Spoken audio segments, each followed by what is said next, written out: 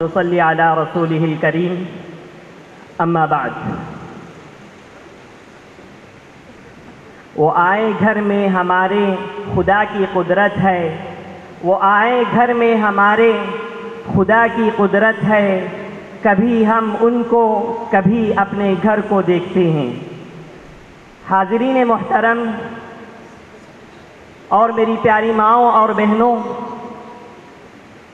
آج کا دن بھی ہم سب کے لیے یقیناً فرحت بخش اور روح پرور دن ہے۔ آج کی یہ صبح کس قدر سہانی ہے اور باد نسیم کی بھینی بھینی خوشبوؤں سے لبریز ہے، جس نے مشام جاں کو معطر کر رکھا ہے اور روح کو ایک نئی حیات و حرکات اور نئی تازگی و توانائی دے رکھی ہے۔ تمام لوگوں کے چہرے پر مسکراہٹ اور خوشی کی لہر ہے، سب کے دل امنگ، حوصلہ اور جذبات سے سرشار ہیں۔ کیوں نہ ہو ہمارے درمیان اسٹیج پر جو عالی مقام علماء، ربانیین اور مہمانان اعظام کا ہم استقبال کر رہے ہیں، وہ امت مسلمہ کا مخصوص طبقہ ہے، وہ نائبین رسول اور جانشین انبیاء علیہم السلام ہیں، جن کی ذات بھور میں پھنسی انسانیت کے لیے ناخدا کی حیثیت رکھتی ہے، جو دین محمدی کے محافظ و نگہبان اور علوم نبوت کے شارح اور ترجمان ہیں۔ ہم ان مہمانوں کا تہ دل سے استقبال کرتے ہیں۔ اہلاً و سہلاً مرحباً بکم۔ اے باد صبا، کچھ تو نے سنا مہمان جو آنے والے ہیں۔ اے باد صبا، کچھ تو نے سنا مہمان جو آنے والے ہیں، کلیاں نہ بچھانا راہوں میں، ہم پل کے بچھانے والے ہیں۔ حضرات گرامی، وقت کی قلت دامنگیر ہے، اس لیے اب ہم پروگرام کے آغاز کی طرف قدم بڑھاتے ہیں۔ ہمارے اکابر و اسلاف کا دستور رہا ہے کہ وہ جب بھی کسی دینی محفل و مجلس کا انعقاد کرتے ہیں تو اس کا افتتاح تلاوت کلام اللہ سے کرنے کا اہتمام کرتے ہیں۔ تو چلیے دوستوں، ہم بھی اسلاف کے نقش قدم پر چلتے ہوئے اپنے اس پروگرام کا آغاز اس مقدس کلام کی تلاوت سے کریں، جس کی ایک ایک حرف میں وہ صداقت و حقانیت ہے جو کسی دوسرے کلام میں نہیں۔ تو آئیے میں تلاوت کلام اللہ سے اس بزم کا آغاز کرنے کے لیے حافظ محمد برہان عمری کو اس شعر کے ساتھ دعوت دیتا ہوں۔ زہ الفت میں ہم نے پوچھا تلاوت کرے کہاں سے پہلے، زہ الفت میں ہم نے پوچھا تلاوت کرے کہاں سے پہلے، تو ہر ایک آیت پکار اٹھی یہاں سے پہلے، یہاں سے پہلے۔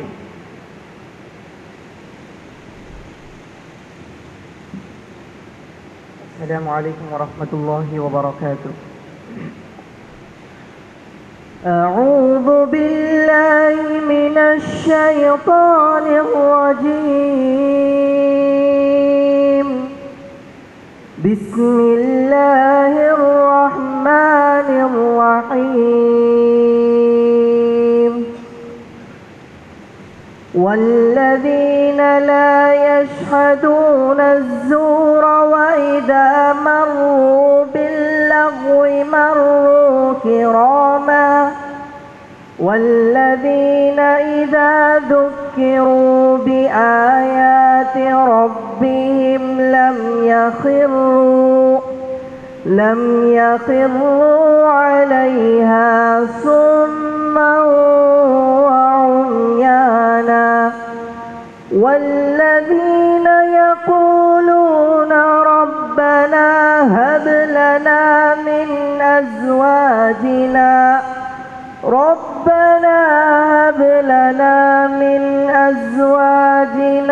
وذرياتنا قرة أعين وجعلنا للمتقين إماما،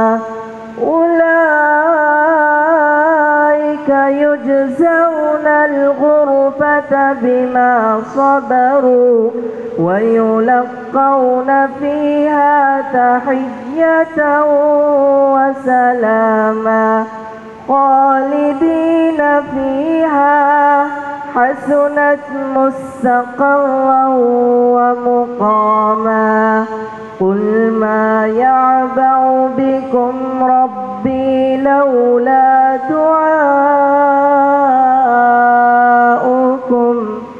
فقد كذبتم فسوف يكون لزاما صدق الله.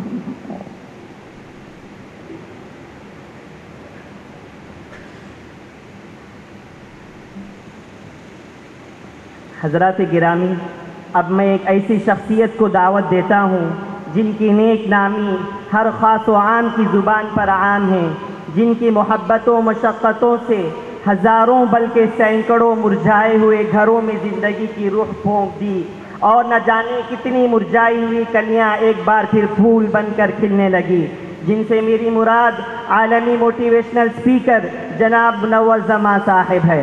میں جناب منور زماں صاحب کو اس شعر کے ساتھ دعوت دیتا ہوں: میرا دل کیوں نہ ہو قائل تیری سحر لسانی کا، سنا ہے ہر طرف چرچا ہے تیری جادو بیانی کا۔ میں سب سے پہلے جناب حضرت مولانا محمد حذیفہ استانوی صاحب کو دعوت دیتا ہوں کہ وہ اسٹیج پر آئیں۔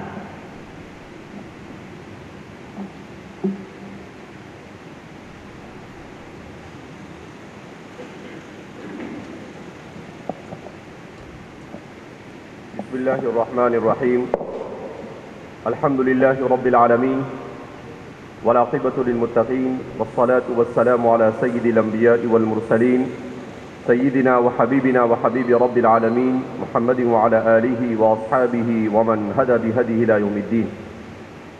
قال اللہ تبارک وتعالی فی کتابہ الحمید والفرقان المجید: كونوا ربانيين بما كنتم تعلمون الكتاب وبما كنتم تدرسون، وقال النبي صلى الله عليه وسلم: بعثت معلما۔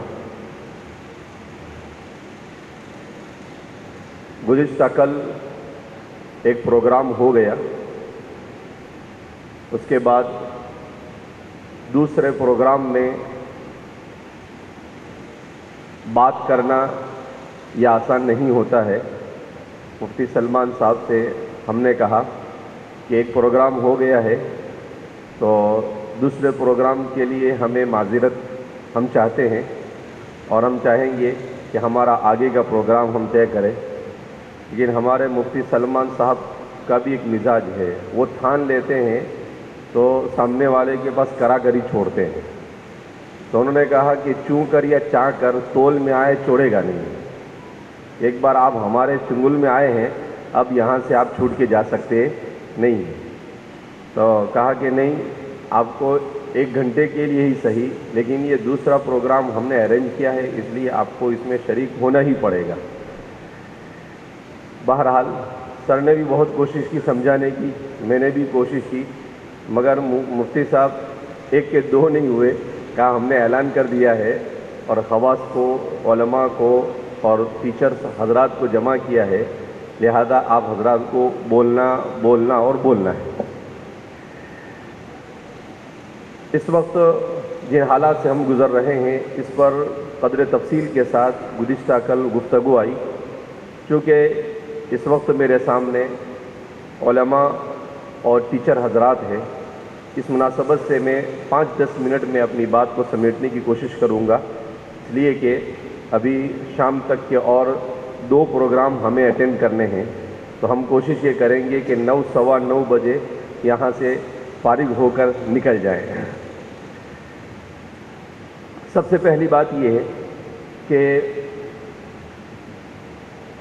اس وقت میرے سامنے جیسا بیان کیا گیا کہ 2 طبقہ ہے، ایک طبقہ علماء کا ہے اور دوسرا طبقہ ٹیچر حضرات کا ہے۔ ان دونوں کی ذمہ داری امت کی جتنی آتی ہے ان دونوں طبقے کے اوپر، میں نہیں سمجھتا ہوں کہ ماں باپ کے بعد، مسلمان ماں باپ کے بعد کسی اور پر اتنی ذمہ داری آتی ہو. اس لیے کہ اسلام کی خصوصیت یہ ہے کہ اسلام یہ بغیر مسلمانوں کی حکومت کے بھی اپنی مکمل تعلیمات کے ساتھ دنیا کے اندر میں پورے آب و تاب کے ساتھ باقی رہا ہے، آج بھی باقی ہے اور انشاءاللہ قیامت تک باقی رہے گا.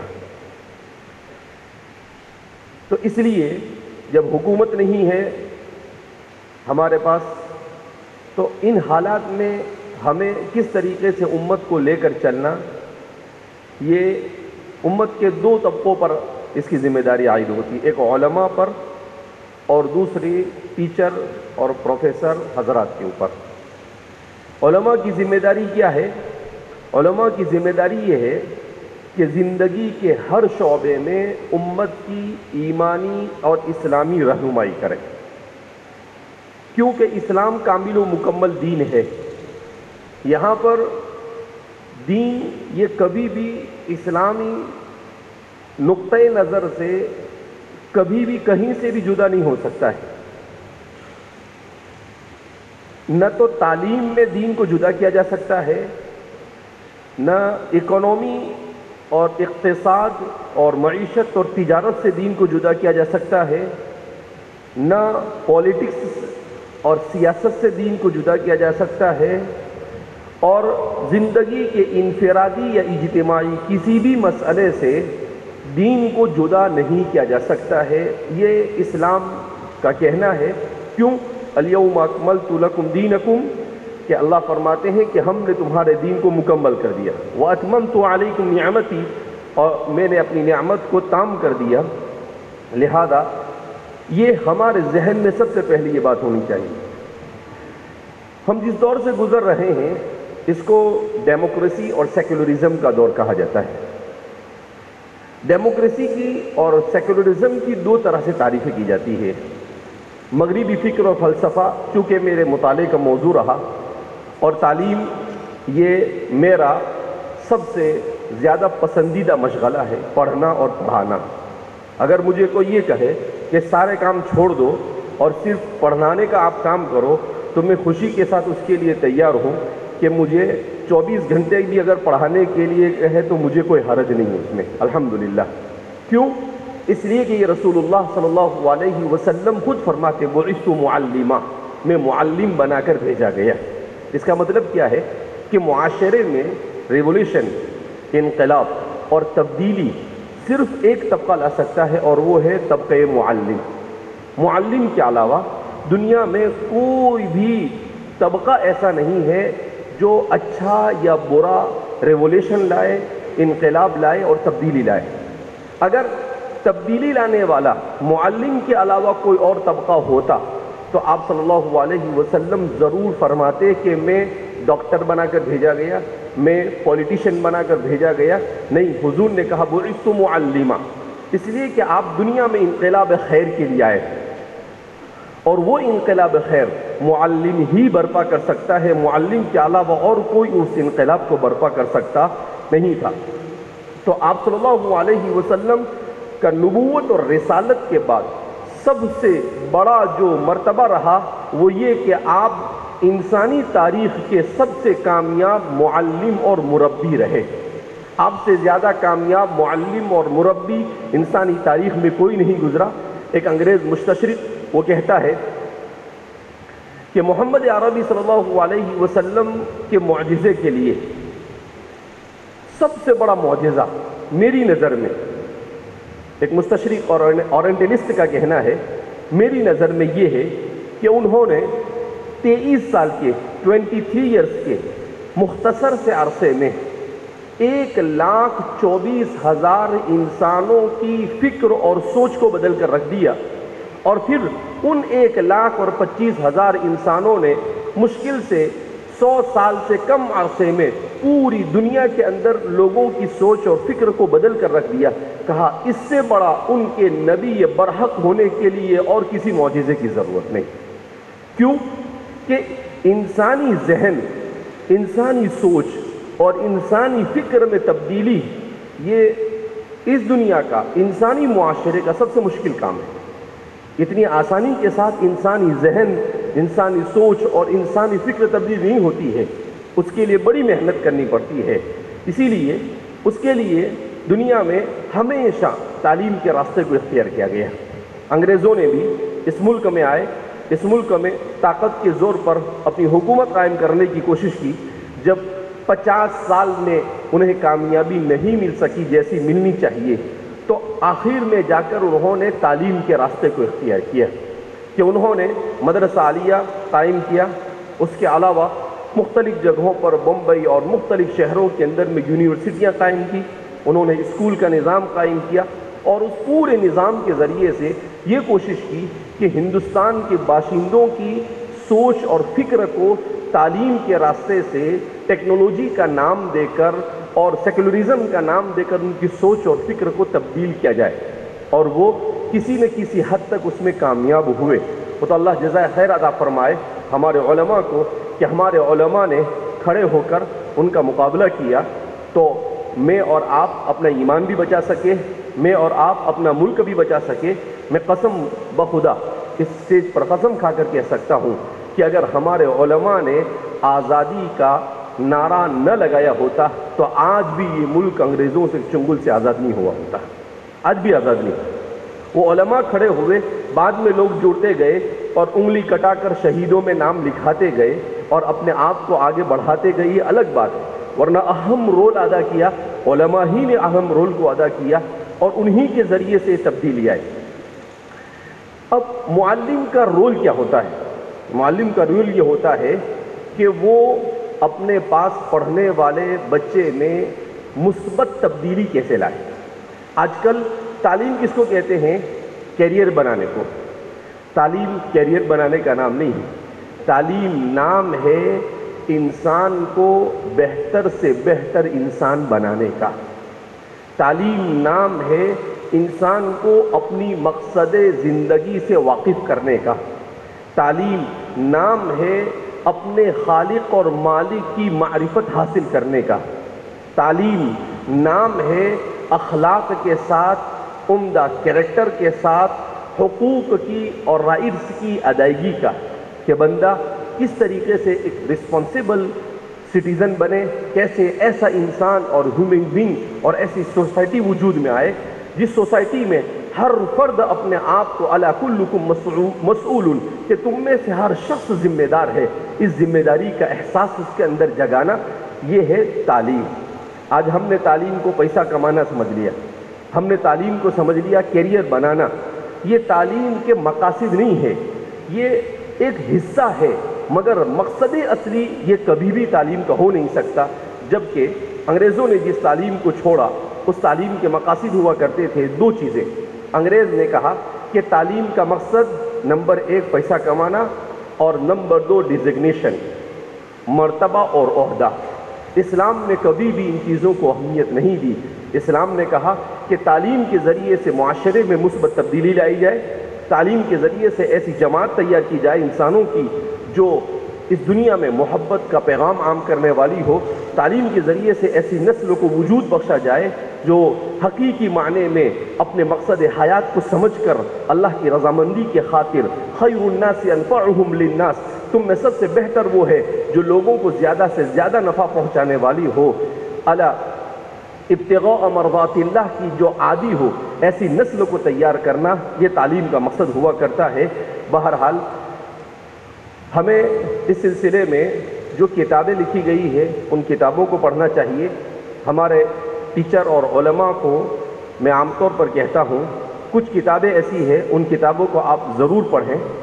ایک اردو میں ایک کتاب ہے سر سید اور حالی کا نظریہ فطرت، آپ نیٹ پر سرچ کریں گے تو اس پر بھی آپ کو PDF کی شکل میں وہ مل جائے گی، سر سید اور حالی کا نظریہ فطرت۔ اس کتاب میں کیا ہے؟ اس کتاب میں یہ بتایا گیا ہے کہ ہندوستان میں انگریزوں نے تعلیم کو کیسے جاری کیا اور تعلیم کے راستے سے اس ملک کے اندر میں کس طریقے سے انہوں نے اپنے امپائر کو قائم اور برقرار رکھنے کی کوشش کی۔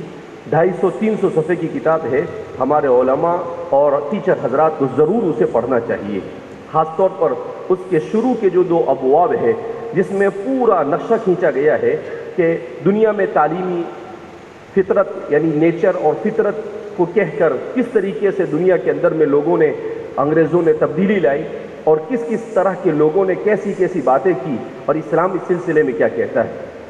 دوسری کتاب جس کو ہمارے ٹیچر حضرات کو پڑھنا چاہیے وہ ہے مغربیت، جس کو جدیدیت کا خاکہ یا جدیدیت کے نام سے وہ کتاب آپ کو نیٹ پر ملے گی، پروفیسر حسن عسکری صاحب کی، جس میں مغرب کے پورے فلسفے کو بیان کیا گیا کہ مغربی فلسفہ کہاں کہاں پر غلطیاں کرتا ہے اور ان غلطیوں سے مسلمان علماء اور مسلمان ٹیچر حضرات کو کیسے واقف ہونا چاہیے۔ تیسری کتاب ہمارے ان تمام طبقے کو پڑھنا چاہیے، اسالیب تعلیم رسول اللہ صلی اللہ علیہ وسلم کا میتھڈ آف ٹیچنگ، حضور کیسے پڑھاتے تھے، صحابہ کو کیسے پڑھایا۔ شیخ عبد الفتاح ابو غدہ رحمہ اللہ کی عربی میں کتاب ہے، البتہ اردو میں اس کا ترجمہ مولانا شمس الحق صاحب ندوی صاحب نے جو تعمیر حیات کے ایڈیٹر ہے انہوں نے اس کا اردو میں ترجمہ کیا ہے، آپ صلی اللہ علیہ وسلم کا طریقہ تعلیم، تو اسے ہمیں پڑھنا چاہیے تاکہ ہمیں پتہ چلے کہ ہم کس طریقے سے اپنے بچوں کی تعلیم و تربیت میں اہم رول ادا کریں۔ اسی طریقے سے پیر ذوالفقار صاحب نقشبندی کی ایک کتاب ہے تربیت کے اصول، اسلامی تربیت کے اصول۔ تو ایسی کتابیں آج ہمارے یہاں پر سب سے بڑا مسئلہ یہ ہے کہ ہم مطالعہ نہیں کرتے، ہم موبائل میں اپنے وقت گزارے کرتے ہیں، جبکہ ٹیچر اور علماء یہ وہ طبقہ ہے جو معاشرے میں تبدیلی لاتا ہے، تو اسے مطالعے کا عادی ہونا چاہیے۔ مختصر وقت ہونے کی وجہ سے میں تفصیل سے نہیں بولا اس موضوع پر، ورنہ یہ میرا خاص موضوع ہے اور میں اس پر تفصیل سے بول سکتا ہوں، لیکن چونکہ وقت کی گنجائش نہیں دیتا ہے کہ تفصیل سے بولا جائے، مگر آپ حضرات سے مؤدبانہ درخواست ہے کہ آپ ہی معاشرے میں مسلمانوں کو، ہماری نسلوں کو ایمان پر ثابت قدم رکھنے میں اپنا رول ادا کر سکتے ہیں۔ اس کے لیے آپ کو سب سے پہلے مغربی فکر اور فلسفہ، ہندوستان کی نیو ایجوکیشن پالیسی کی حقیقت اور ان تمام چیزوں سے واقف ہونا چاہیے۔ مسلمان بیدار مغز ہوتا ہے، مسلمان سست اور غافل نہیں ہوتا ہے، اور عالم اور ٹیچر یہ تو کبھی بھی سست اور غافل نہیں ہو سکتا ہے۔ لہذا اس بنا پر ہمیں اس طرح کی کتابیں، ایک عربی کے اندر میں کتاب ہے دکتور عبد الرحمن حسن عبد الرحمن حبندہ المیدانی کی، غزو فی الصمیم، کہ اس دنیا میں تعلیم کے میدان میں کس طریقے سے سیکولرزم کا نام لے کر لوگوں کو الحاد، دہریت اور بے دینی کی طرف لے جانے کی کوشش کی گئی اور کس طریقے سے انسانی معاشرے کو گمراہ لے جایا گیا۔ بہرحال آخر میں ایک چھوٹی سی بات کہہ کر اپنی بات کو میں ختم کر دیتا ہوں کہ دیکھو تعلیم کتنی بڑی چیز ہے۔ ایک انٹرنیشنل جرنلسٹ جاوید چودھری صاحب، وہ عام طور پر مضامین لکھا کرتے تھے کسی زمانے میں یاسر محمد خان کے نام سے، تو ان کے ایک کتاب ان کی شائع ہوئی، پردہ اٹھتا ہے، سازشیں بے نقاب۔ تو سازشیں بے نقاب کے اندر میں ایک مضمون میں نے پڑھا، اس مضمون میں انہوں نے لکھا کہ ایک جرنلزم کے امریکہ میں ہونے والے کانفرنس میں گیا، تو اس کانفرنس کے اندر میں ایک یہودی سے میری ملاقات ہوئی، اس سے میری دوستی ہو گئی۔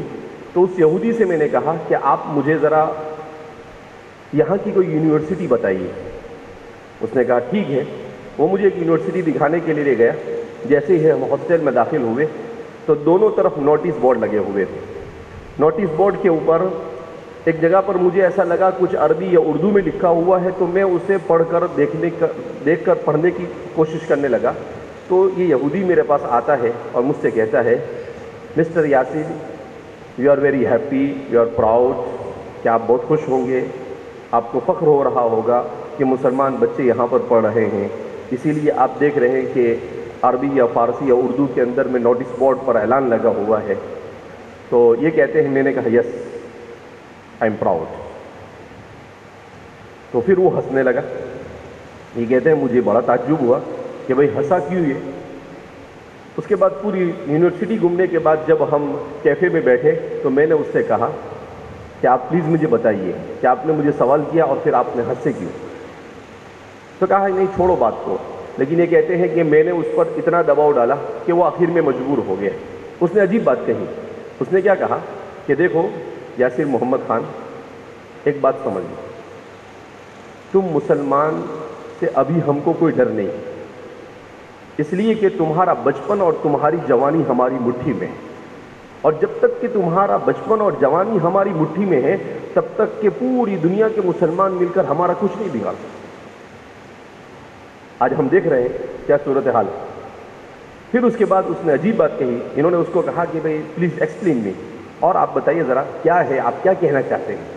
اس نے کہا کہ پوری دنیا کا ایجوکیشن سسٹم ہے یہ پچھلے 200 سال سے ہمارے قبضے میں ہے، اور اس ایجوکیشن سسٹم کو ہم نے اس طرح سے ڈیولپ کیا ہے اور اس طریقے سے ہم نے اس کو بنایا ہے، اس ایجوکیشن سسٹم کو کریٹ کیا ہے کہ اس سیکولر ایجوکیشن سسٹم میں ایک مرتبہ بچہ آنے کے بعد کبھی بھی سچا اور پکا مسلمان نہیں رہ سکتا ہے۔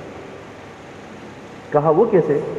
کہا اس طور پر کہ ہم اس کو تھیوری آف ایولیوشن، ڈارون کی تھیوری پڑھاتے ہیں، فرائڈ کی تھیوری پڑھاتے ہیں، نیوٹن کی تھیوری پڑھاتے ہیں، آئنسٹائن کی تھیوری پڑھاتے ہیں، یہ ساری تھیوریاں پڑھاتے ہیں۔ ان سب تھیوریوں کا خلاصہ کیا ہے؟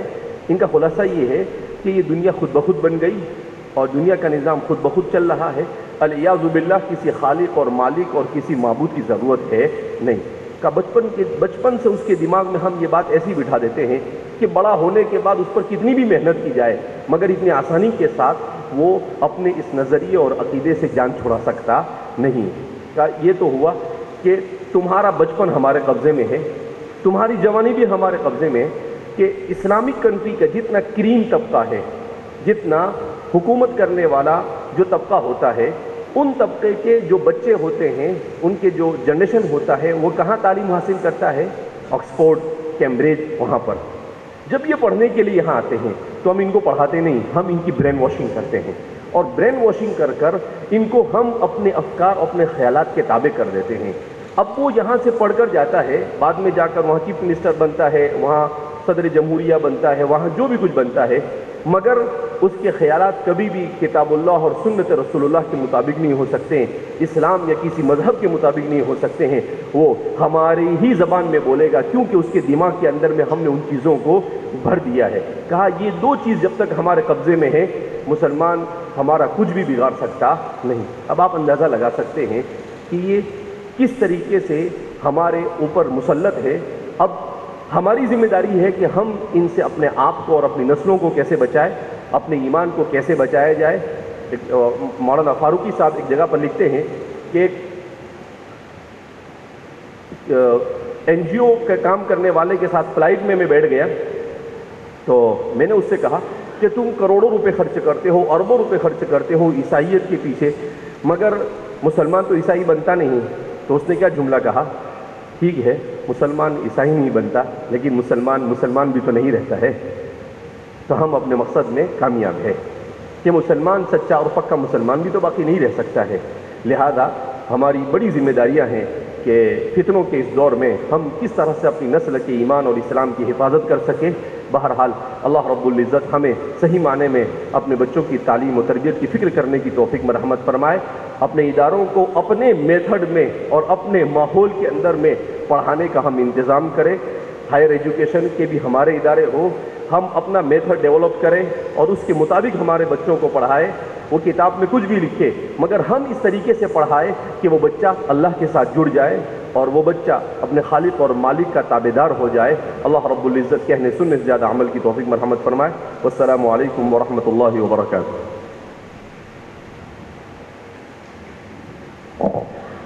جزاکم اللہ خیرہ۔ ہم حضرت والا کا ممنون و مشکور ہیں۔ اللہ سے دعا کرتے ہیں کہ اللہ تعالی حضرت والا کی عمر میں برکت عطا فرمائیں۔ اب میں اس کے بعد جناب منور زماں صاحب کو اس شعر کے ساتھ دعوت دیتا ہوں۔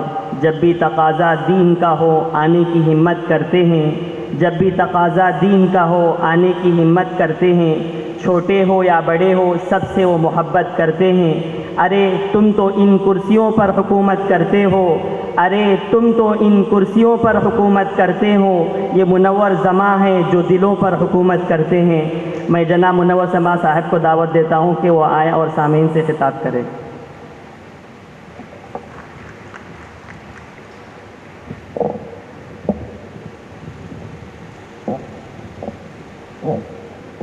السلام علیکم ورحمۃ اللہ وبرکاتہ۔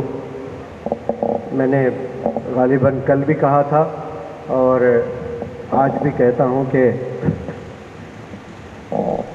میری طبیعت ناساز چل رہی ہے ایک ہفتے سے، اور آپ نے سب دیکھا ہے کہ ہاردک پانڈیا انجرڈ ہوا تو محمد شمی کو بلایا گیا تھا، لیکن ہمارے امیر صاحب کو میں غالباً 7 دن سے چھٹی مانگ رہا ہوں، چھٹی دے ہی نہیں رہے احمد بھائی۔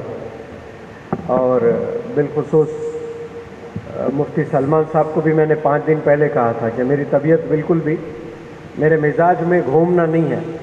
میں 22 اسٹیٹس میں ٹریول کیا ہوں، 18 اسٹیٹس میں ورکشاپ کیا ہوں اور 40 دن رہ کر کیا ہوں، تو یعنی جب جاتا ہوں تو وہیں 40 دن رک جاتا ہوں، تو پھر کہیں گھومنا نہیں ہوتا ہے۔ گیسٹ ہاؤس میں رکیں، پھر آڈیٹوریم جائیں، پڑھائیں، پھر رات میں آ جائیں۔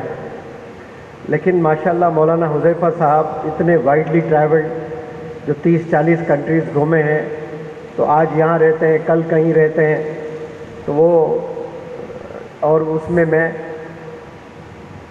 بہت سا فٹ ہونے کی کوشش کر رہا ہوں۔ اور مفتی صاحب سے بھی میں نے بتایا کہ 2 پروگرام میں شاید نہیں کر پاؤں گا، کیونکہ دوپہر میں پھر سنا ہے 10-15 ہزار لوگ آنے والے ہیں کہیں چتور میں، پھر رات میں ایک پروگرام ہے، پھر کل صبح تمکور میں پروگرام ہے، پھر پرسوں شام میں جامع مسجد میں پروگرام ہے۔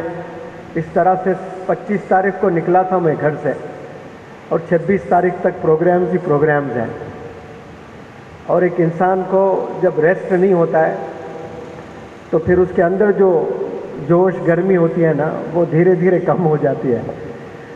میں بولنے کے موقف میں بالکل بھی نہیں تھا کل، لیکن مفتی سلمان صاحب نے اشارہ دیا کہ نہیں، آپ کو آنا بہت ضروری ہے، اور بہرحال میں آیا۔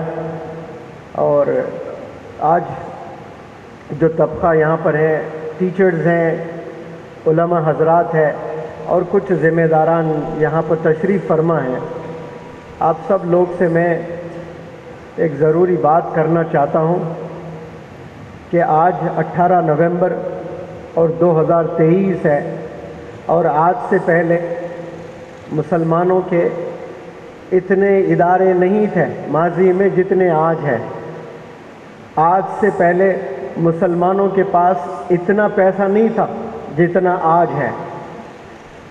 مسلمانوں کے پاس اتنے مساجد، اتنے مدارس، اتنے مکاتب نہیں تھے ماضی میں جتنے کی آج ہے۔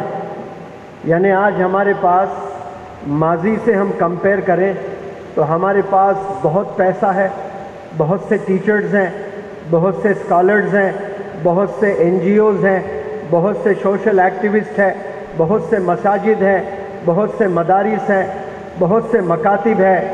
پھر میں سوال کرتا ہوں کہ مسلمان قوم ناکام کیوں ہے؟ پھر سب کچھ ہمارے پاس ہے، ناکام کیوں ہے؟ ہم ناکام اس لیے ہیں کہ کمی ہمارے میں ہے، کمی انگریزوں کے سازشوں میں نہیں ہے، کمی ہم لوگوں میں ہے۔ ہمارے پاس بہت بڑا ویژن نہیں ہے، ہم جتنا ہے اس سے ہی خوش ہیں، ہم بہت بڑے ڈریمز نہیں دیکھتے ہیں۔ ویژن کا ہونا بہت ضروری ہے، تو ہمارے پاس ویژن نہیں ہے، ہمارے پاس مشن نہیں ہے، ہمارے پاس ٹیم ورک نہیں ہے، ہم تنقید کرنے میں ہی زندگی گزار لیتے ہیں۔ ایک سکول کو کامیاب سکول ہم کب کہتے ہیں؟ جب اس سکول کا کوئی لڑکا نیٹ میں اچھے رینک لے آتا ہے، JEE میں اچھے رینک لے آتا ہے، تو دنیا کی نظر میں وہ کامیاب سکول ہے، تو ضرور اس نے کچھ اچیو کیا ہے۔ لیکن میری نظر میں سکول کب کامیاب ہے؟ ہم سب نے سن رکھا ہے کہ آپ کتنے بھی نمازیں پڑھ لیں، کتنی بھی چیریٹی کر لیں، لیکن آپ سے آپ کا نیبر ناخوش ہے تو آپ ایک مکمل مسلمان، ایک ٹرو مسلم نہیں ہے۔ क्योंकि आपका नीबर आपसे नाखुश है। आप नमाज भी पढ़ रहे हैं, कुरान मजीद के बेहतरीन आयतें आप रोज़ गुनगुना रहे हैं, आप पढ़ रहे हैं, रिसाइट कर रहे हैं, ज़िक्र कर रहे हैं, चैरिटी कर रहे हैं, सब अच्छे काम कर रहे हैं, लेकिन आपसे आपका नीबर खुश नहीं है, नाराज़ है, परेशान है, तो फिर आप ट्रू मुस्लिम नहीं हैं। बिल्कुल उसी तरह एक इदारा खड़ा होता है कोई शहर में और वो कामयाब है और उसके इर्द गिर्द में जितने भी स्कूल्स हैं वो सब स्कूल्स उसके नीबर्स हैं और वो नीबर्स का ख्याल नहीं करता है।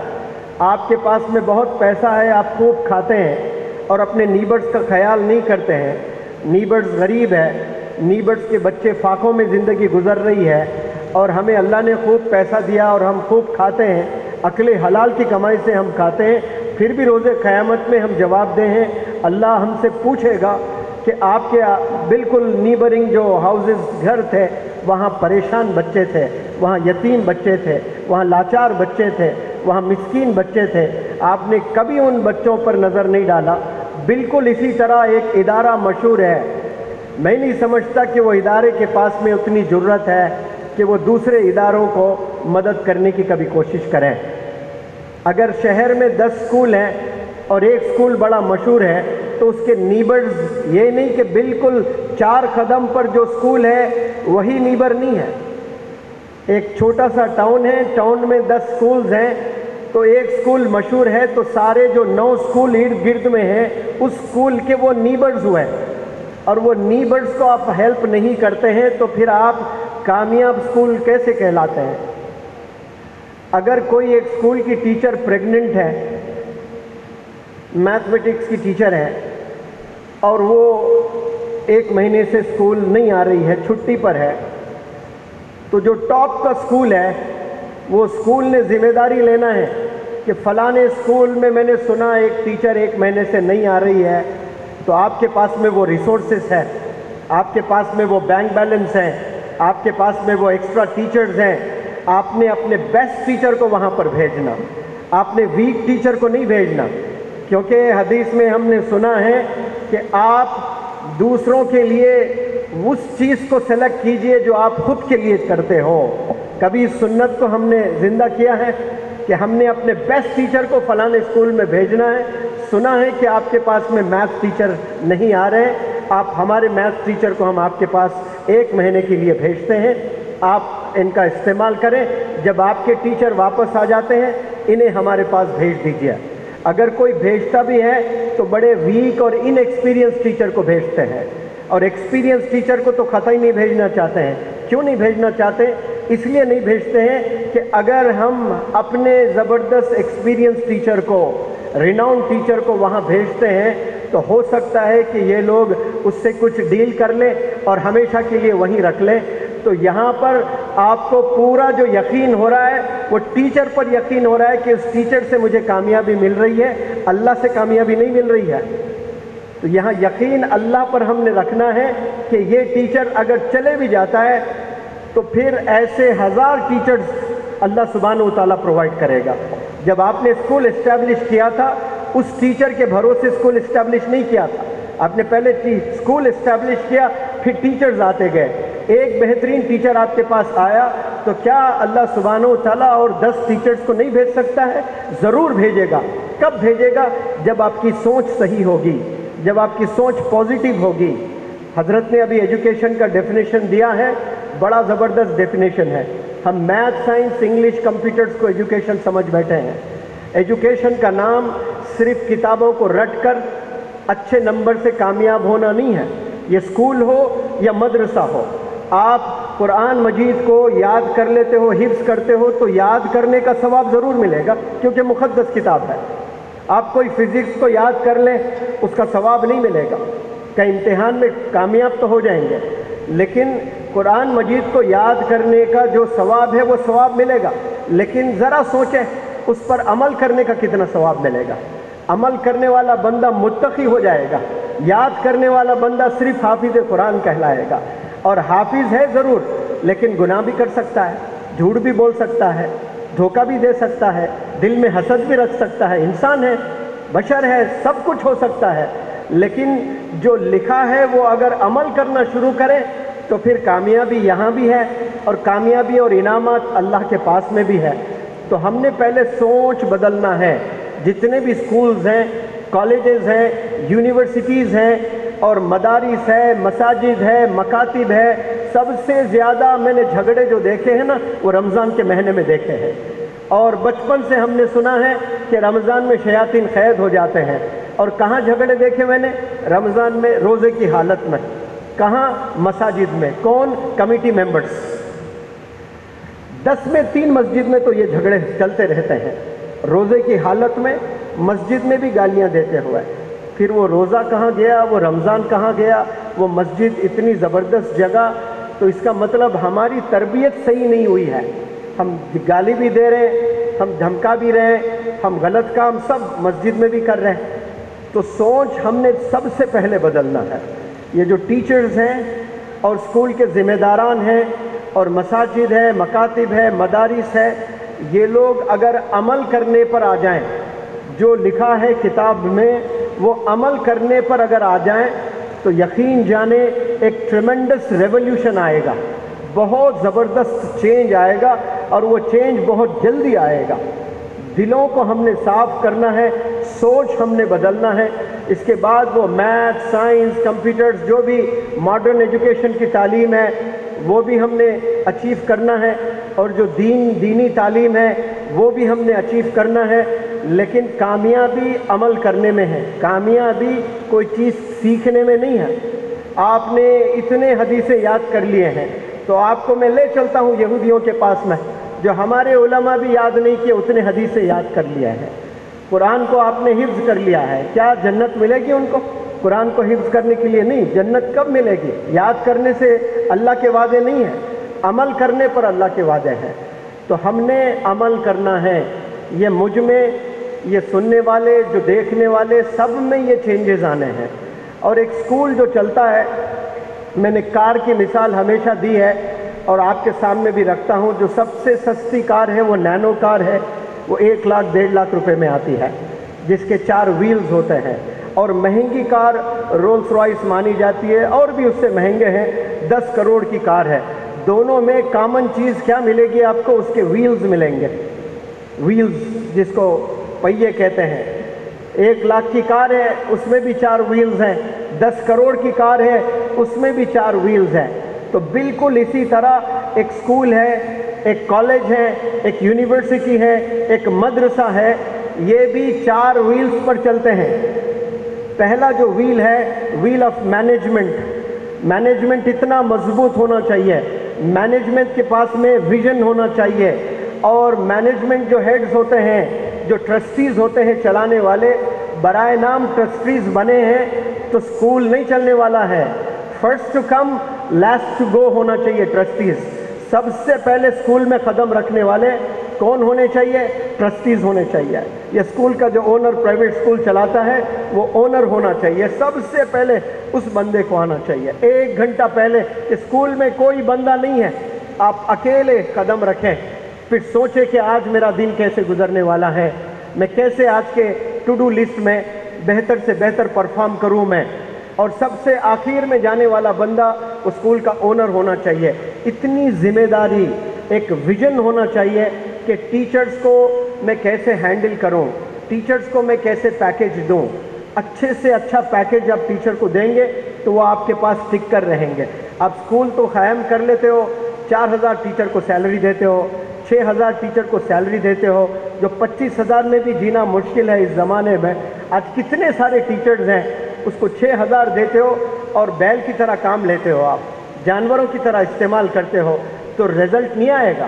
وہ مشینوں کی طرح کام تو ضرور کرے گا لیکن اس کے پاس میں جو ہنر ہوتا ہے وہ ہنر اس کے دل سے نہیں نکلتا ہے.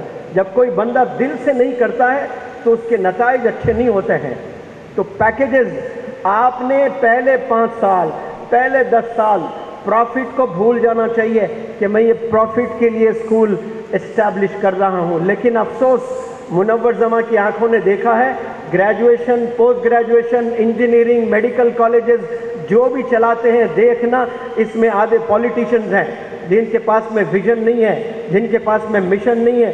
खालिस पैसे बनाने के लिए स्कूल्स, कॉलेजेस और बड़े बड़े यूनिवर्सिटीज़ कायम कर रहे हैं। उनका इरादा सिर्फ पैसा बनाना है, और ये इंटेंशन लेकर अगर कोई बंदा मैदान में उतरता है तो रिजल्ट्स अच्छे आने वाले नहीं हैं। आपने प्रॉफिट को भूलना है, बस आपने क्वालिटी के पीछे भागना है कि बस मुझे बेहतरीन रिजल्ट्स बच्चों में ले आना है, टीचर को ज़बरदस्त मुझे ग्रूम करना है, टीचर से बहुत अच्छा आपने इंटरेक्ट करना है।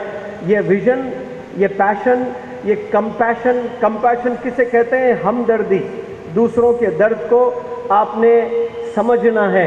ये कंपैशन जब मैनेजमेंट में आता है तो फिर आप बहुत ज़बरदस्त आगे जा सकते हैं। मैंने एक मिल्लत स्कूल में काम किया था, 3 साल पढ़ाया था टीचर्स को। वहाँ जितने भी टीचर्स थे, 500 टीचर्स थे, 500 टीचर्स को मैंने पढ़ाया। जितने टीचर्स हैं वो मिल्लत स्कूल के हेड की तारीफ़ ही तारीफ़ कर रहे हैं। मैंने कहा ये पहली दफ़ा मेरे ज़िंदगी में ऐसा हुआ है कि कोई बंदा, एक कम से कम एक बंदा आए कुछ तो नेगेटिव बोले सिद्दीक भाई के बारे में। एक भी बंदा नेगेटिव नहीं बोल रहा है। और मेरी जुस्तजू और क्यूरियासिटी और डेवलप हुई, और मैं इंडिविजुअल टीचर से बुलाकर पूछने लगा कि आप लोग इतना एडमायर क्यों करते हो सिद्दीक भाई को। तो एक नहीं, 10 अलग अलग स्टोरीज सुनाए मुझे।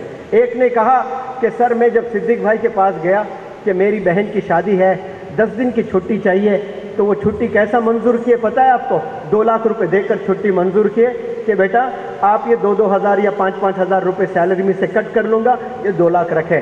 एक टीचर ने कहा मेरी अम्मी का ऑपरेशन था, मैं 3 दिन की छुट्टी लेने के लिए गया, तो सिद्दीक भाई ने 25,000 देकर सैंक्शन किया लीव को कि ये 25,000 रखो, आपको मैं 2-2 हज़ार रुपये सैलरी में से कट करूँगा। ये टीचर्स के घर के जो मसाइल हैं वो मसाइल को समझते हुए उनको सॉल्व करना।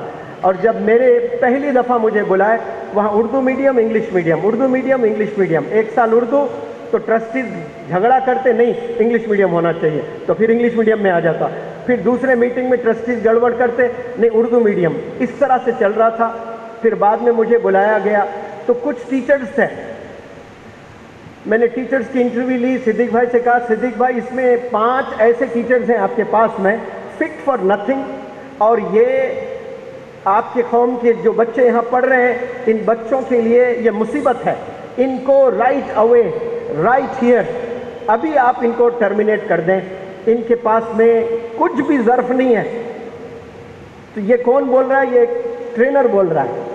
और सिद्दीक भाई ने क्या जवाब दिया मुझे? उन्होंने कहा कि सर इस बंदे की बीवियां भी हैं, इनके बच्चे भी हैं, वो तरसते हैं 30-30 दिन के बाद पहली कब आएगी तो राशन आएगा घर में, बच्चों की स्कूल की फ़ी होगी।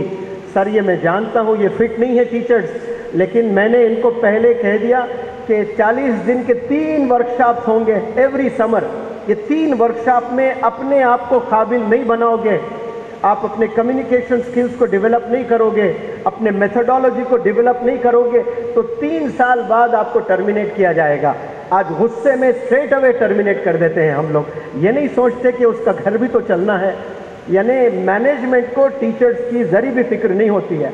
गुस्सा जो होता है ना, वो शयातीन हावी हो जाता है आप पर, और वो कुर्सी के पावर से इमीडिएट डिसीजन ले लेते हैं आप, गेट लॉस्ट, निकलो यहाँ से, और उसका पूरा घर परेशान रहता है। उस बेचारे को क्या पता 3 महीने 6 महीने तक कहीं जॉब अगर ना मिले तो बच्चे फाके में रहते हैं, बच्चों की स्कूल की फ़ी कौन बांधते हैं। मैनेजमेंट जितना रिजल्ट को लेकर फिक्र करता है, टीचर्स के परेशानियों को लेकर भी फिक्र करें, फिर जाकर आपको कामयाबी मिलेगी। व्हील बड़ा मजबूत होना है, चारों व्हील में एक भी व्हील अगर पंक्चर है तो गाड़ी नहीं चलेगी। चारों में बराबर हवा होना चाहिए, एक में कम एक में ज़्यादा है तो वो स्पीड एक्सेलरेशन में गड़बड़ हो जाएगी। तो पहले व्हील पर मैंने बात की है, और दूसरा व्हील है व्हील ऑफ टीचर्स। टीचर्स बड़े मजबूत होने चाहिए। टीचर्स जो होते हैं उनके लिए मैं मैसेज देना चाहता हूँ। मुझे मालूम ये पड़ा कि यहाँ कुछ टीचर्स भी तशरीफ़ फरमा है। मेरे उस्ताद हमेशा कहा करते थे, a doctor's wrong prescription can kill a patient. एक डॉक्टर का गलत प्रिस्क्रिप्शन एक पेशेंट की जान ले लेता है। But A teachers mistake can kills the generation, but A teachers mistake kills the generation. अगर टीचर गलती करता है तो नस्लें तबाह हो जाती हैं। तो टीचर को कितने ज़िम्मेदारी से कदम रखना है। और ये जब टीचर क्लासरूम में कदम रखते हैं तो स्ट्रेट अवे चौक लेते हैं, اور جو بھی پڑھانا ہوتا ہے وہ سیدھے پڑھانا شروع کرتے ہیں. میں کہتا ہوں کہ آپ کلاس روم میں قدم رکھنے کے بعد جو چاک لے کر آپ جو بھی ٹاپک پڑھانا چاہتے ہو وہ لکھتے ہیں نا, وہ لکھنے سے پہلے کچھ چیزیں بچوں کو دینا ہوتا ہے. آپ نے وہ کیا دینا ہوتا ہے؟ آپ نے دینا یہ ہوتا ہے کہ you are the most knowledgeable teacher on this planet. آپ کے بچوں کو یہ پتہ ہونا چاہیے کہ میری ٹیچر بہت نالجبل ہے, ہر سبجیکٹ کا علم رکھتی ہے میرا ٹیچر. وہ پڑھاتی ضرور میتھمیٹکس, لیکن جب ایک دفعہ گرامر انگلش کا ٹیچر ایبسنٹ تھا اور یہ آ کر انگلش پڑھائی اور ایسا لگا کہ کاش ہماری انگلش ٹیچر یہی ہوتی, اتنا اچھا گرامر کا ہنر رکھتی ہیں. آپ پڑھاتے ایک سبجیکٹ ہو لیکن مہارت سارے سبجیکٹس میں ہونے چاہیے, یا مہارت نہ ہو کم از کم نالج سارے سبجیکٹس کے ہونے چاہیے. آپ بچوں سے توقع رکھتے ہو کہ 6 سبجیکٹس میں 90 مارکس لائیں اور آپ ایک ہی سبجیکٹ کی نالج رکھتے ہو, یہ کہاں کا انصاف ہے؟ سارے سبجیکٹس پر ڈسکس کرنے آنا چاہیے آپ کو. ایک انگلش ٹیچر میتھمیٹکس پر بھی ڈسکس کرنے کی ایبلٹی رکھنا چاہیے اور ہمیشہ خوش نظر آنا چاہیے. بچوں کو یہ ٹیچرز کو دیکھ کر بچے حیران اور پریشان ہونا ہے کہ میرے ماں باپ کو میں روز دیکھتا ہوں, بڑے پریشان دیکھتا ہوں. I have never seen my father smile ever in my life, and how come my teacher smiles every day, almost all the week, all the month and all through the year. ہمیشہ میری teacher ہنستے رہتی ہے. Though you have worries, though you have problems, though you have challenges, though you have hardships, though you have domestic tangles, but you have to keep a smile on your face. ہمیشہ چہرے پہ smile لے کر آپ نے رکھنا. کل بھی میں نے مثال دی تھی, سب سے زیادہ اسمائل کرنے والے میں نے دیکھے تو وہ ایئر ہوسٹس کو دیکھے. کاش یہ ٹیچر ایسا اسمائل کرتے ہوئے بچوں کو پڑھائے, لیکن اتنا سوکھا چہرہ ہوتا ہے اور اتنا ڈراتے ہوئے پڑھاتے ہیں تو بچوں کو کبھی محبت ہی پیدا نہیں ہوتی ہے. اچانک کلاس روم میں وراٹ کوہلی قدم رکھ لیں تو بچے مایوس ہوں گے کہ خوش ہوں گے؟ آؤٹ آف دا بلو اچانک رونالڈو کلاس روم میں آ جائیں تو بچے مایوس ہوں گے یا خوش ہوں گے؟ بے حد خوش ہوں گے, اور خوشی کا کوئی ٹھکانہ نہیں ہوگا. جب آپ کلاس روم میں جاتے ہو تو آپ کے بچوں کو بھی وہی خوشی ہونی چاہیے. بچے تکتے رہنا چاہیے. ایک پیریڈ ہو جائے, پھر آپ کا پیریڈ ہے تو انتظار کرتے رہنا ہے کہ یہ ٹیچر کب آئے گی, یہ سر کب آئیں گے, اتنا انتظار کرنا چاہیے. تب جا کر وہ بچوں کے دلوں پر ٹیچر راج کرتے ہیں. ایسا ہوتا نہیں ہے وہ اسٹریٹ اوے جاتے ہیں, بس کچھ لکھتے ہیں, کچھ پڑھاتے ہیں. پڑھانے سے پہلے کچھ چیزیں دینا ہے. وہ کیا؟ فیلنگز دینے ہیں. کون سے فیلنگز؟ کہ you are the happiest person on this earth, you are the most knowledgeable person on this earth, you are the most talented person on this earth, you are the most generous person on this earth. یہ feelings اگر آپ اپنے teacher کو دیتے ہیں تو بچوں میں ایک کانفیڈنس ڈیولپ ہوگا, بچے آپ کو سننا پسند کریں گے. لیکن افسوس یہ ہوتا نہیں ہے. اب تیسرا جو ویل ہے یہ ویل آف پیرنٹس ہے, اور پیرنٹس کو میں ایک چیز بتانا چاہتا ہوں کہ آپ لوگ کچھ پیسے دے کر یہ سمجھتے ہیں کہ ساری ذمہ داری ٹیچرز کی ہے اور سکولز کی ہے. ایک باپ 3 بچوں کو نہیں سنبھالتا ہے اور وہ چاہتا ہے کہ ایک ٹیچر 40 بچوں کی زندگی کو سنوار دے. یہ کیسے پاسبل ہے؟ ماں باپ دونوں مل کر 2 بچے, ابھی تو 4-6 کا زمانہ بھی نہیں ہے, 2 ہی بچے ہیں, 2 بچوں کی زندگی نہیں سنوار پا رہے ہیں اور ایک ٹیچر سے 40 بچے کی زندگی سنور جائے. یہ بہت غلط فہمی میں رہتے ہیں. کسی نے کیا خوب کہا, بڑا زبردست سیئنگ ہے, a child educated only at home is an uneducated child. Home نہیں, school. a child educated only at school is an uneducated child. میں پھر سے ریپیٹ کرتا ہوں, a child educated only at school is an uneducated child. وہ بچہ جو اپنی ایجوکیشن اسکول میں حاصل کرتا ہے صرف وہ ان ایجوکیٹڈ ہے. کیوں؟ اصل جو تربیت ہوتی ہے وہ گھر میں ہوتی ہے. جو بچے بڑے ہوتے ہیں وہ والدین کو دیکھ کر بڑے ہوتے ہیں کہ والد میرے ابا حضور کو جب غصہ آتا ہے تو یہ کیا بیٹھتے ہیں سنت کے مطابق, پانی پیتے ہیں, یا ایک کمرہ چھوڑ کر دوسرے کمرے میں چلے جاتے ہیں, یا امیڈیٹ ریاکٹ کرتے ہیں؟ اگر والد امیڈیٹ ریاکٹ کرتا ہے غصے کے سچویشن میں, گالی نکالتا ہے, مارتا ہے یا کچھ بھی کرتا ہے, ظاہر سی بات ہے وہی کوالٹیز اس کے بچے میں آ جاتے ہیں. اور والد کرکٹ میچ دیکھ رہا ہے اور بچے سے کہہ رہا ہے کل امتحان ہے، شرم نہیں ہے، چلو بیٹھو کمرے میں کتاب لے کر. اس وقت میں والد کو سیکریفائس دینا ہوتا ہے کہ میرے بچے کے امتحان چل رہے ہیں، یہ کرکٹ کا فائنل میچ چل رہا ہے، میں بڑا کرکٹ کا دیوانہ ہوں، لیکن میرے بچے کے لیے میں کرکٹ میچ آج نہیں دیکھوں گا، تو وہ ٹیلی ویژن بند ہونا چاہیے. ماں عجیب عجیب سیریلز میں زندگی گزار رہی ہوتی ہے اور بچوں کو کہتی ہے کہ آپ پڑھائی کرو. کوئی فکر نہیں ہوتی ہے کہ بچی وہ پڑھائی کر رہی بھی نہیں کر رہی ہے، آن لائن میں ایجوکیشن حاصل کر رہی ہے، کس سے چیٹنگ کر رہی ہے، کیا کیا چیزیں ہو رہی ہیں، ماں کو فکر نہیں ہے. ماں کو باقاعدہ 2 گھنٹے اسٹڈی آورز جو گھر میں ہوتے ہیں، جو بچے پڑھائی کرتے ہیں، ایک تو ماں کو نالج ہونی چاہیے، ماں پڑھی لکھی ہونی چاہیے. ان کیس اگر پڑھی لکھی نہیں بھی ہے تو آپ کو سیدھے بیٹھنا چاہیے، 2 گھنٹے بس نظر رکھنا چاہیے. میں جب 10th اسٹینڈرڈ میں تھا، میرا جو رینک تھا 50 سے 60% کے بیچ میں ہوا کرتا تھا، کبھی 50، کبھی 55، کبھی 60.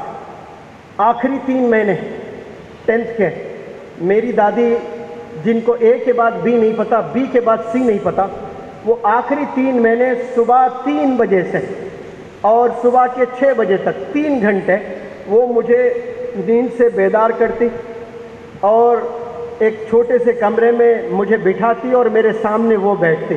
اور جب جب مجھے ڈل کے لگتے، غنودگی میں جاتا، تو میری دادی کہتی کہ چلو باہر 4 قدم چلو، تھوڑا سا پانی چہرے پہ مار لو، پھر آ کر اپنے کمرے میں بٹھاتی اور نظر رکھتی کہ یہ پڑھ رہا ہے کہ نہیں پڑھ رہا ہے. ایسا کتنے دن کیا میری دادی نے؟ 90 ڈیز کیا. امتحان سے 3 مہینے قبل 90 ڈیز. وہ دادی جس نے کبھی پین نہیں پکڑا، وہ دادی جنہیں سگنیچر کرنے نہیں آتا ہے، وہ دادی جنہیں 1+1 2 بولنے نہیں آتا ہے، وہ دادی جنہیں اے کے بعد بی نہیں پتا ہے، وہ 3 مہینے میں نے 3 گھنٹے پڑھے ہیں. 3 مہینے مسلسل فجر کی نماز کو بھیجتی، اس کے بعد پھر میں میتھ ٹیوشن کے لیے جاتا. اور جب ایک امتحان کا رزلٹ آیا، 40 بچے کلاس میں تھے، ہمیشہ میرا رینک ہوتا 25ویں نمبر پر میں آتا. لیکن جب 10th بورڈ ایگزام ہوا ہے اور جو رزلٹ آیا ہے، مجھے 3rd رینک آیا ہے کلاس میں. 25 کہاں پر، 3را نمبر کہاں پر. یہ جو ٹرانسفارمیشن ہوا ہے صرف 3 مہینے میں ہوا ہے. جو ٹیچرز نے مجھے پڑھایا ہے، وہ ٹیچرز مجھ سے کہتے تو نے چیٹنگ کیا ہوگا، تجھے اتنے اچھے مارکس کیسے آئے، تو 3rd رینک کیسے لے آیا، 25 تیرا رینک ہوا کرتا تھا. وہ ٹیچر جو 10 سال میرے ساتھ وقت گزارے ہیں، مجھے پڑھائے ہیں، انہیں یقین نہیں ہے، لیکن میری دادی نے وہ کام دکھایا، کر دکھایا جو ٹیچرز نے نہیں کر پایا. یہ ہوتا ہے پرسنل اٹینشن. لیکن آج کی ماؤں کے پاس یہ ٹائم کہاں ہے، آج کے والدین کے پاس یہ ٹائم کہاں ہے. آپ نے وقت نکالنا ہے. آپ جو محنت کرتے ہو، جا کر پیسے بناتے ہو، ان سالیٹیوڈ، تنہائی میں بیٹھ کر پوچھیں کہ یہ محنت کیوں کر رہے ہو، جواب آئے گا میرے بچوں کے لیے. اگر آپ کے بچوں کے لیے محنت کر رہے ہو تو ان 24 گھنٹے میں 2 گھنٹے ضرور اپنے بچوں کے لیے نکالیں اور انہیں کتابوں کے ساتھ آپ بیٹھیں، اور بیٹھنے کے بعد آخری 5-10 منٹ میں کہیں کہ بیٹا آپ نے کیا پڑھا فزکس میں، نیوٹنز لا مجھے سنائیے. آپ کو سمجھ میں بھی نہیں آ رہا، سننے کی کوشش کریں اور اسی میں سے کچھ کوشچن نکال کر پوچھنے کی کوشش کریں. ماں باپ یہ رول ادا کریں گے. میں پورے ذمہ داری سے کہتا ہوں کہ اس چھوٹے سے ٹاؤن سے 1,000 مولانا ابوالکلام آزاد پیدا ہوں گے انشاءاللہ، ڈاکٹر APJ کلام پیدا ہوں گے انشاءاللہ، ویژنری لیڈرز پیدا ہوں گے.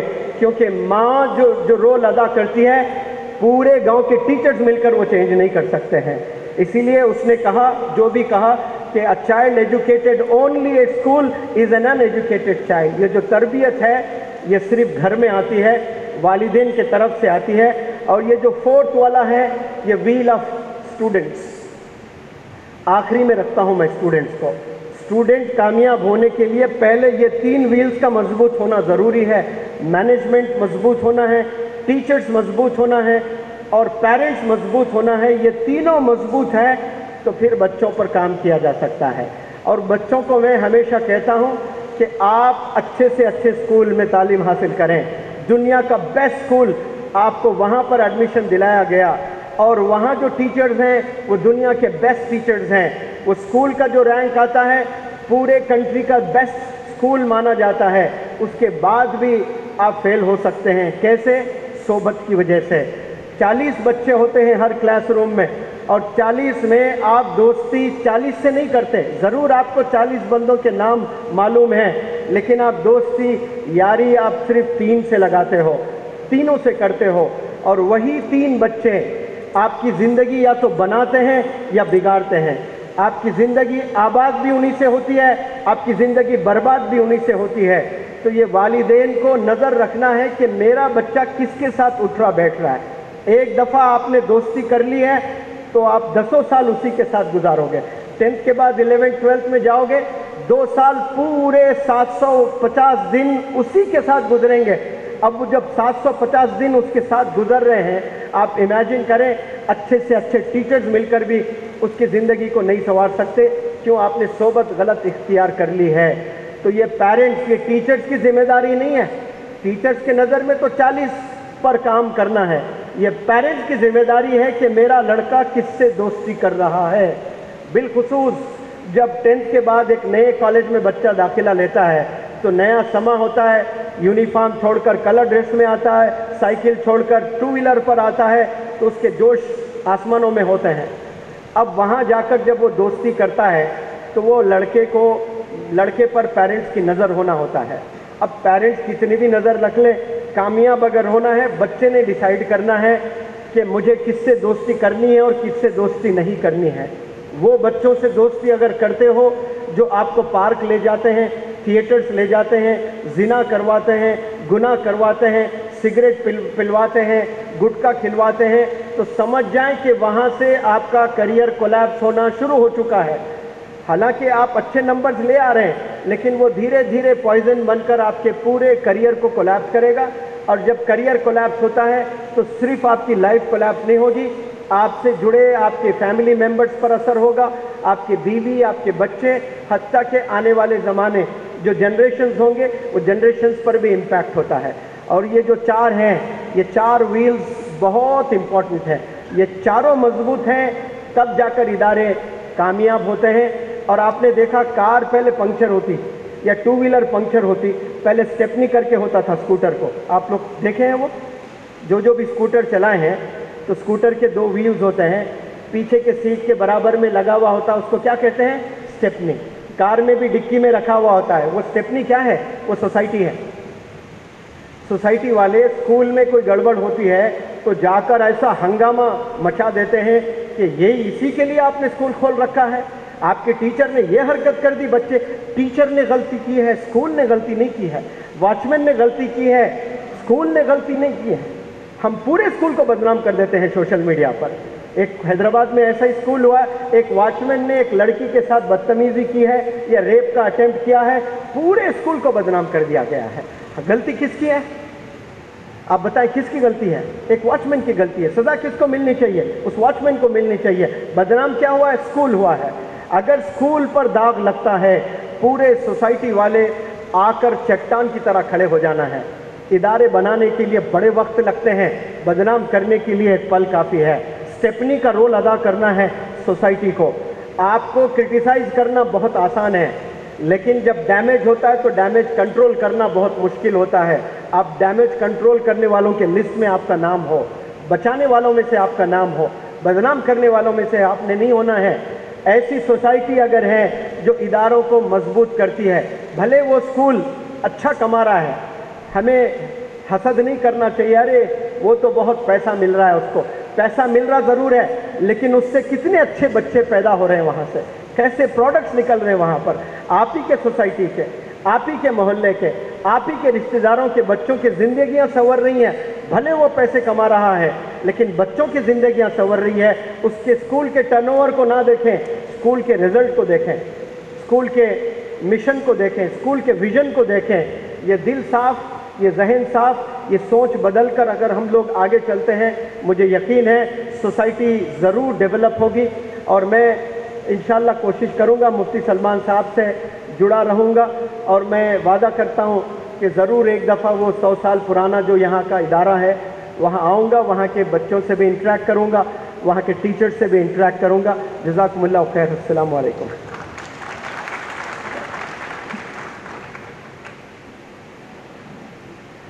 माशाअल्लाह।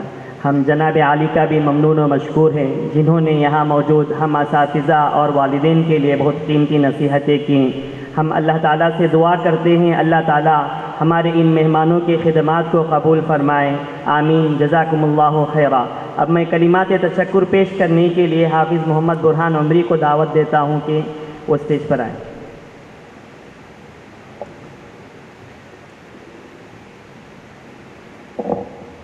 السلام علیکم ورحمۃ اللہ وبرکاتہ، نحمدہ ونصلی علی رسولہ الکریم، اما بعد، قال رسول اللہ صلی اللہ علیہ وسلم من لم یشکر الناس لم یشکر اللہ۔ اللہ کا فضل و کرم ہے کہ ہمارا پروگرام ابھی اختتام پر پہنچا ہے۔ سب سے پہلے اللہ تعالیٰ کا شکر بجا لاتا ہوں کہ اسی کی توفیق، اسی کی ہدایت سے یہ پروگرام منعقد کیا گیا، اور اس کے بعد ہمارے مہمان خصوصی کا میں تہہ دل سے شکریہ ادا کرتا ہوں کہ اپنی مصروفیتوں کے باوجود، اپنے بزی شیڈیول کے باوجود ہماری دعوت پر لبیک کیے اور ہماری تربیت کی۔ جناب منور زماں صاحب اور مولانا حذیفہ وستانی صاحب کا بھی میں تہہ دل سے شکریہ ادا کرتا ہوں کہ انہوں نے ہماری دعوت کو قبول کیا، اور تمام سامعین اکرام کا بھی میں شکریہ ادا کرتا ہوں کہ آپ دلچسپی کے ساتھ سننے کے لیے آئے، اور یہی درخواست کرتا ہوں جو باتیں آپ نے سنی ہے اس کو اپنی زندگی میں لائیں اور عمل کریں۔ اللہ تعالی ہم سب کو کہنے سننے سے زیادہ عمل کی توفیق عطا فرمائے۔ السلام علیکم۔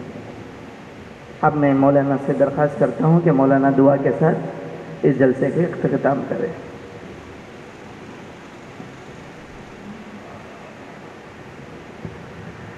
اللهم صل على سيدنا ونبينا وشفيعنا وسندنا مولانا محمد وبارك وسلم ربنا اغفر لنا ذنوبنا واسرافنا في امرنا وثبت اقدامنا وانصرنا على القوم الكافرين اللهم انا نسألك رضاك والجنة ونعوذ بك من سخطك والنار اللهم استعملنا لخدمة دينك بالإخلاص اللهم ارزقنا الإخلاص اللهم بارك لنا فيما رزقتنا اللهم انا نسألك العفو والعافية والمعافاة الدائمة في الدنيا والآخرة۔ اے اللہ ہمارے گناہوں کو معاف فرما، ہماری خطاؤں کو معاف فرما، ہماری لفظشوں کو درگزر فرما۔